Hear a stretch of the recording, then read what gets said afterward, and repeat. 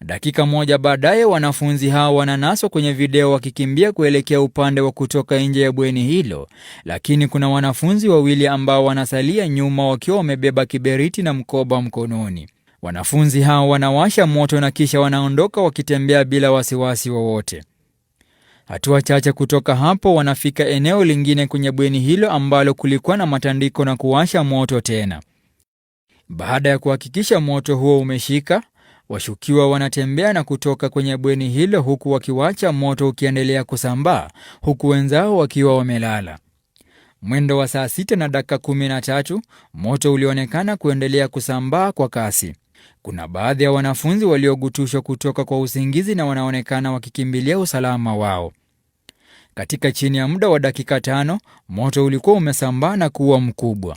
Wanafunzi wanajaribu kujiokoa na kutoroka kutoka kwa bweni huku moto ukiendelea kusambaa na kuwafikia baadhi ya wanafunzi waliokuwa wamelala. Inaarifiwa washukiwa walitumia mafuta taa kuteketeza bweni hilo.